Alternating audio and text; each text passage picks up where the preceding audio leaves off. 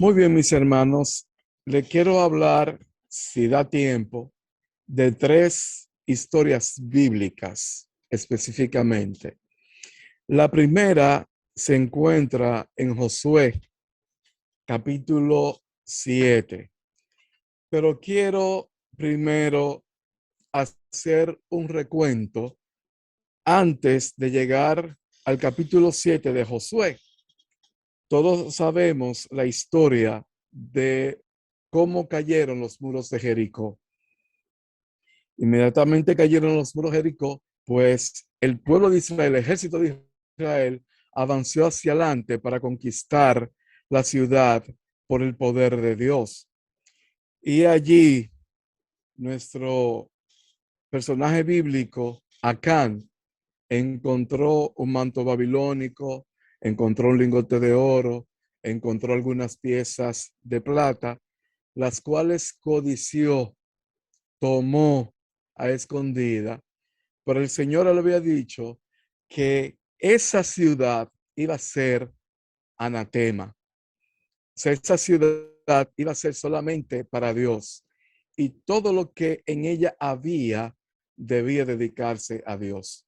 Así que los vasos, los utensilios, todo debió de recogerse y llevarse a los tesoros del templo de Dios, que en aquel tiempo era un tabernáculo terrenal. Pero Acán escondió esta parte. La palabra anatema tiene en esta ocasión dos significados. El primero es apartar algo para Dios. Cuando usted y yo nos consagramos, nos apartamos para que el Señor nos utilice donde quiera que estemos en la predicación del Evangelio. Y la otra concepción que tiene la palabra anatema es maldito, maldito. Y eso lo vamos a ver en breves momentos. Así que Acán, al codiciar esto, se cayó, agarró, lo escondió. Cuando el pueblo de Israel quería seguir con la conquista, el siguiente pueblo que iba a conquistar era el pueblo de Ai. Y allí fue entonces una decepción para el líder Josué, los ancianos y todo el pueblo. Ellos se descuidaron un poquito. En esta ocasión, el Espíritu de Profecía, en capítulo titulado La toma de Jericó, dice allí en ese capítulo, Patriarcas y Profetas, página 628, si mal no recuerdo, allí comienza a relatar la historia. Y allí el Espíritu de Profecía dice que ellos no buscaron la dirección divina antes de ir a conquistar el pueblo de Haití. Todas las cosas que nosotros vayamos a hacer, es bueno pedir la dirección de Dios. Cuando usted y yo no pedimos la dirección de Dios, puede haber problemas, puede haber dificultades. Nos podemos encontrar con sorpresas. Siempre hay que buscar la dirección de Dios en cualquier cosa que usted y yo vayamos a hacer, a decir. Así que este pueblo en esta ocasión no buscó a Dios. Así que confiado en las agilidades que tenía, en la habilidad que tenía de guerra y al Dios darle la victoria sobre la ciudad de Jericó, ellos se confiaron mucho en ellos mismos. Así que Josué hizo los planes para la siguiente conquista de Ai, fueron, se presentaron al lugar. Allí comenzaron a perder la guerra. Inmediatamente se alejaron después de haberle dado muerte el enemigo a 36 personas. El pueblo de Jai no era un pueblo numeroso, así que a José le dijeron, mira, con 3,000 hombres nosotros podemos ir a hacer frente a Jai. Pero cuando llegaron allí, se encontraron con una sorpresa de que estaban perdiendo la guerra, así que emprendieron la huida. Josué, al verse derrotado, se entristeció y la historia dice que él pasó desde que llegaron de la derrota de Ai hasta la tarde, humillaron su alma. Así que José dijo, Señor, pero tú nos has traído hasta aquí y nos ha hecho afrenta, nos has hecho pasar vergüenza delante del enemigo. Y aquí es donde comienza nuestra historia, donde dice que los hijos de Israel cometieron una gran prevaricación en cuanto al anatema. Le estoy leyendo Josué capítulo 7, versículo 1. Porque Acán, hijo de Carmi, hijo de Sadi, hijo de Sera, de la tribu de Judá, tomó del anatema y la ira de Jehová se incendió contra los hijos de Israel. Allí comienza el drama funesto de los hijos de Israel cuando fueron a conquistar a Jai. Así que el versículo 6 dice entonces que José rompió su vestido, se postró en tierra sobre su rostro delante del arca de Jehová hasta caer la tarde, él y los ancianos de Israel, y echaron polvo sobre sus cabezas. Y allí comienza la oración de Josué que le comentaba hace un momentito. Dice el versículo 7, Josué dijo, Señor Jehová, ¿por qué hiciste pasar a este pueblo del Jordán para entregarnos en las manos de los amorreos, para que nos destruyeran? Ojalá nos hubiéramos quedado en el otro lado del Jordán. Ay, Señor, ¿qué diré, ya que Israel ha vuelto la espalda delante de sus enemigos? Porque los cananeos y todos los moradores de la tierra oirán y nos rodearán y borrarán nuestros nombres. Entonces es cuando Dios le responde en el versículo 10 y le dice que en el pueblo de Israel ha habido un anatema.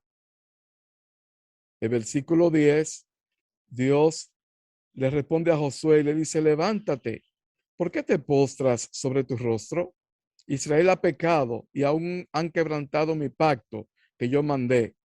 También han tomado del anatema y hasta han hurtado y han mentido y aún no han guardado entre sus enseres. Así que Dios le responde y Dios le traza planes a José y le dice lo que tiene que hacer. Así que se coge primero a la tribu, de la tribu a la familia, de la familia por los varones y se llega a Acán. Entonces es cuando Acán dice lo que sucedió. Mis hermanos, aquí hay una lección para nosotros y es la siguiente. Cuando usted y yo pecamos, cuando usted y yo desobedecemos los 10 mandamientos, no solamente nosotros sufrimos las consecuencias. Vimos que en este caso, por el pecado de Acán hubo una derrota en el pueblo de Israel.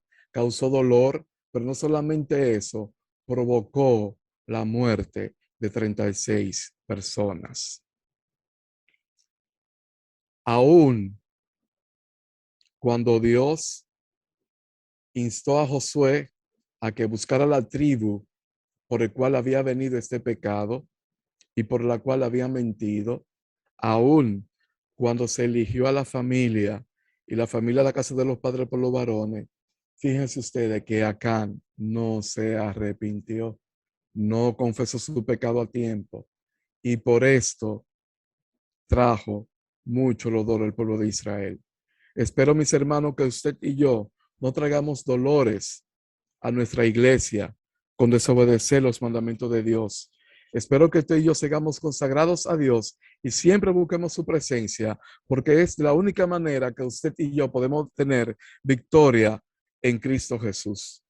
Porque de lo contrario, seremos derrotados por el enemigo que nos asedia. Así que fíjense ustedes, no solo Acán sufrió la consecuencia de la desobediencia, provocó. Si ustedes se leen en ese capítulo que les mencioné, el capítulo de profecía, dice que muchas bendiciones no caen a la iglesia cuando una persona cuando una persona está en pecado. Y allí dice que en la página final de ese capítulo, allí dice que los líderes de la iglesia, cuando existen estas cosas, cuando hay pecado, deben de investigar y limpiar para que el Señor pueda proveer una victoria al pueblo de Israel. Porque de lo contrario, mis hermanos, las bendiciones de Dios no serán derramadas como usted y yo deseamos que sean. Y esto sí es lamentable.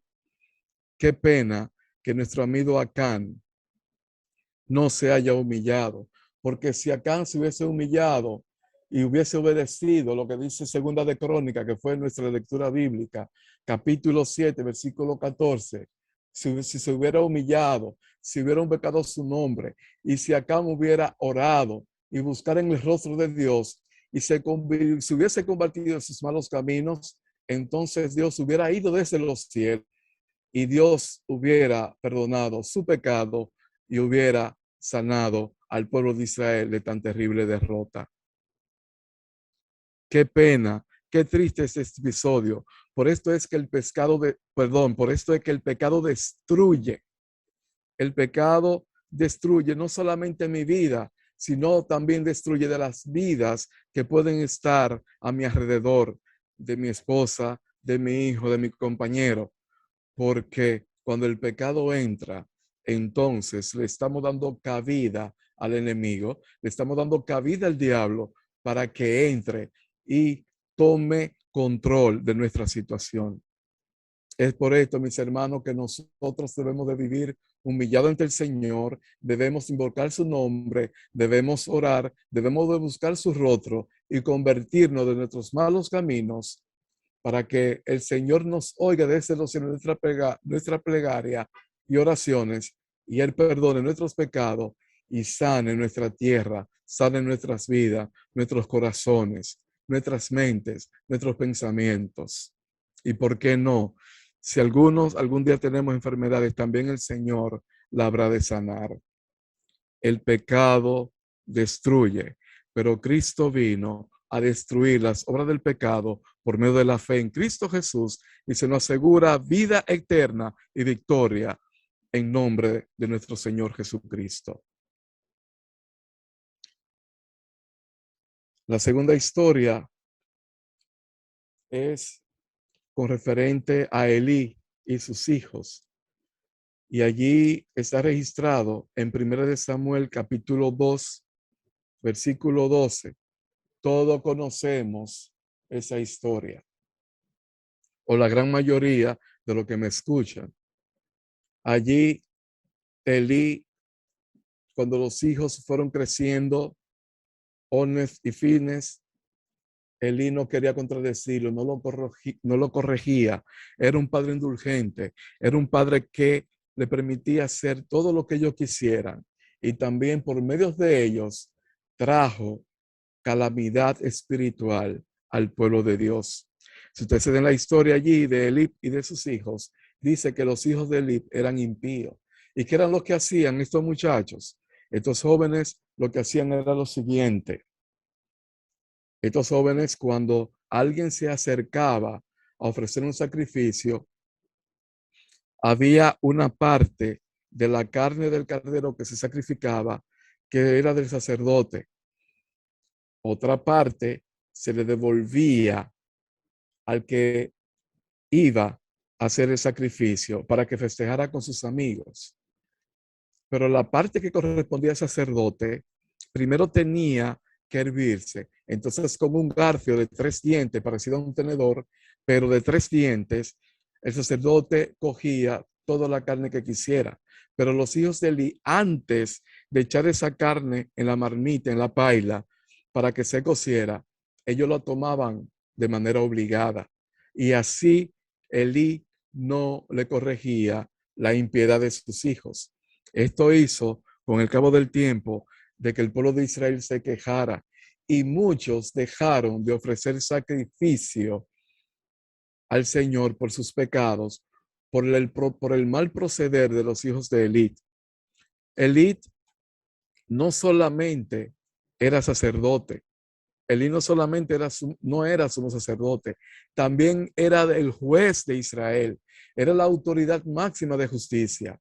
Así que Elí fue injusto al no prohibirle a sus hijos o a sacar de sus hijos del sacerdocio. Mis queridos hermanos, el apóstol Pablo dice en una de sus cartas que nosotros somos cartas leídas al mundo, a todo aquel que nos rodea, y nuestras acciones dicen más que nuestras palabras, que fue el caso de los hijos de Elí. Su proceder traía oprobio a aquel que quería buscar de Dios. Mis hermanos, una meditación, una pregunta para meditar. Nosotros, con nuestro proceder, hemos alejado a algunas personas de que no busquen el rostro de Dios, de que no se humillen delante de Dios, de que no invoquen el nombre de Dios, de que no oren, de que se conviertan de sus malos caminos. Hemos y yo sido algún momento piedra de tropiezo. Es posible que sí, que somos pecadores, porque somos pecadores y somos imperfectos. Pero gracias a Dios sean dadas por medio de Cristo Jesús, que puede que nosotros podamos cambiar de actitud mediante la presencia del Espíritu Santo en nuestras vidas. Mis hermanos, y orar por aquellos en los cuales usted y yo tengamos conocimiento de que nuestra vida ha sido en algún momento piedra de tropiezo. Recuerdo una vez que mi hermana fue a un supermercado. Una de mis hermanas, nosotros somos 6 hermanos. Mi hermana y yo fuimos a un supermercado. Y en ese supermercado, aquí en la República Dominicana, estaba precisamente la esposa de un pastor. En los supermercados a veces ponen frutas en una mallita que es la que tiene mejor calidad y la que está más fresca. Así que mi hermana vio cuando la esposa de este querido pastor rompió la mallita y cogió de ahí. Mi hermana no vio bien esa acción de esa esposa, de ese pastor. Y yo dije, wow, con esta simple, aparente pequeñez, mi hermana hoy en día todavía recuerda ese episodio. Y quizás por eso, aparte de que mi mamá y yo le hemos dicho de que no se iba de los hombres, de que no coja eso como ejemplo, sino que vea a Jesús, nuestro máximo ejemplo.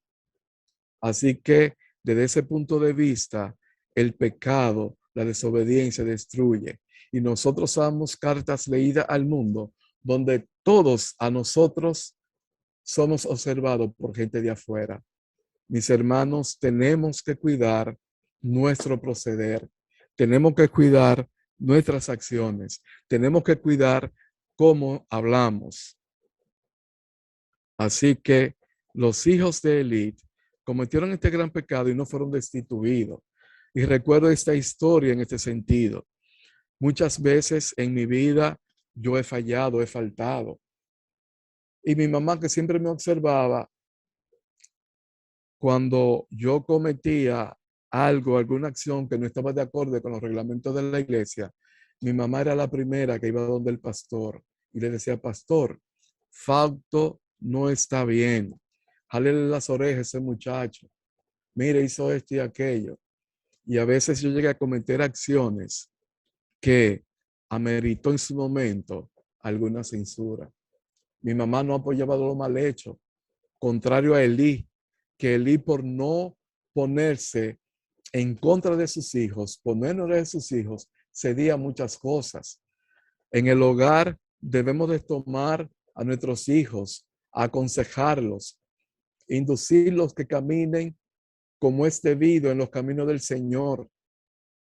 No debemos de ser ciegos cuando nuestros hijos cometen un error. Debemos orar por ello, pero también debemos de tratarlo y de reprenderlo, pero con amor, como lo haría Jesucristo, como quizás Jesucristo lo ha hecho con usted y conmigo. Mis hermanos, ¿Qué lección es esta? Que Cristo Jesús nos trata con amor a pesar de que el pecado destruye. La tercera y última historia que le tengo esta mañana es la historia que todos conocen, la del rey Saúl. Saúl desobedeció a Dios en dos ocasiones. La primera fue cuando el profeta Samuel le dijo que esperara 7 días antes de enfrentarse con la guerra de los filisteos, que esperara 7 días, pero el pueblo se desesperaba. Saúl se desesperaba. En Saúl había comenzado a nacer el orgullo y pensaba que tenía muchas habilidades para la guerra, pero a Saúl se le olvidó, como muchas veces se nos olvida a nosotros, que la victoria es Dios quien la da. La victoria es Dios quien la da. Así que Dios le envía un mensaje a Saúl, perdón, el profeta va donde Saúl, pero ya Saúl, antes de ir a la guerra, había sacrificado un corderito, que solamente le era permitido a los sacerdotes y a algunos profetas. Cuando Samuel llega, le dice, locamente has hecho. ¿Cómo que tú has hecho esto? Y él le dijo, bueno, yo vi que que tú tardabas, me desesperé, el pueblo se desesperaba, el pueblo no estaba preparado para hacerle frente. Entonces, yo decidí hacer sacrificio. Así que Saúl aquí desobedeció y Samuel le llamó la atención, pero aquí Saúl, al igual que los hijos de Eli, no escuchaba la reprensión, no la aceptó. Y esto fue con el comienzo, el inicio de la causante de destrucción del rey Saúl. Así que la segunda oportunidad que Dios le dio al rey Saúl, porque Dios inmediatamente no lo desechó, no lo rechazó, sino que le dio una oportunidad más y le dijo, ve a Amalek y destruye, no deje nada ni a nadie vivo, ve, destruye a Amalek, animales, niños, niñas, recién nacido, todo destruye, destruyelo todo. Pero Saúl cometió el error de no quitarle la vida al rey de Amalek y guardó de los becerros más gordos, disque para ofrecer sacrificios a Dios. Entonces le llegó el mensaje al profeta Samuel y le dice, me pesa haber puesto a Saúl por rey. Así que el Señor le envió otro mensaje a Saúl mediante su siervo, el profeta Samuel. El rey Saúl no aceptó una vez más, sino que dijo, yo he hecho lo que Dios mandó. Dice Samuel, ¿y qué es este babido que yo oigo de ovejas y de ganado? Ah, que el pueblo quiso reservar lo más gordo para ofrecer sacrificio. ¿Se complace Dios más en los sacrificios que en que le obedezcan su palabra? Fue lo que el profeta Samuel le preguntó a Saúl. Y es lo que el Señor nos pregunta a nosotros. ¿Qué estamos haciendo? ¿Estamos obedeciendo la voz de Dios? ¿Estamos siendo obedientes a los mandamientos? ¿Estamos caminando como Dios manda? ¿Qué estamos haciendo nosotros con nuestras vidas? ¿Somos otros obedientes con nuestro Señor Jesucristo? ¿Con lo que Él ha manifestado? ¿Con lo que Él no ha dejado? Ah, mis queridos hermanos. Y aquí fue donde Dios desechó al rey Saúl. Gracias a Dios por Jesucristo y gracias a Dios porque la gracia todavía está vigente para ti y para mí. Así que Saúl se vio tan desesperado tiempo después que al enfrentar nueva vez una guerra con el pueblo, no me recuerdo el nombre del pueblo, se me va, con los filisteos, Saúl se desesperó porque el Señor no le respondió ni por Urín, ni por Tumín, ni por sueños, ni por visiones, ni por profeta. Y Saúl se vio tan desesperado que recurrió a una pitonisa, a una adivinadora que el Señor le había prometido. Así que mis hermanos, fíjese que cuando damos paso a un pecado, por chiquito que sea, es el inicio de la destrucción de nuestras vidas. Por eso es que el pecado es destructivo. El pecado destruye. Porque ya no nos colocamos en la mano de Dios cuando estamos en pecado, nos colocamos en la mano del enemigo, como lo hizo Saúl desesperado. Mi sugerencia es, mi exhortación esta mañana es que por más desesperado que usted y yo estemos, recurramos a Dios. Él nos va a aceptar por medio de su Hijo Jesucristo. El Espíritu Santo, dice la Biblia, que intercede ante el trono de la gracia con gemidos indecibles. El Espíritu Santo es nuestro aliado de que al interceder por nosotros junto con Jesucristo para rogar al Padre que nos perdone y no nos quite la vida de inmediata. Todos conocemos el desenlace de la vida de Saúl en aquel momento, pero no solamente él murió, murieron varios hombres del pueblo, pero también su hijo.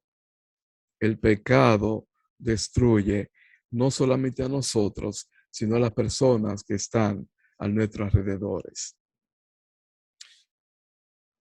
Mis hermanos, hay un versículo que quiero compartir con ustedes que se encuentra en Isaías,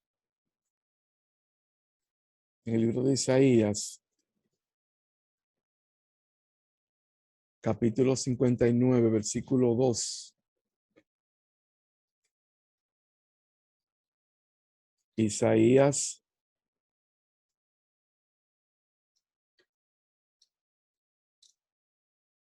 capítulo 59,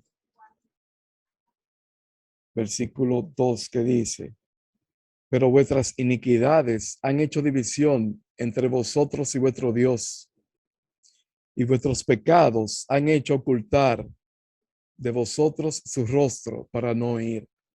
Cuando usted y yo estamos en pecado, mis hermanos, el Señor voltea su rostro y no nos escucha.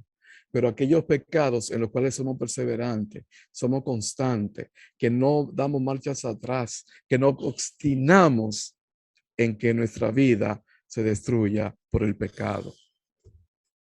Pero hay esperanza, y esa esperanza se encuentra en el versículo que usamos como lectura bíblica.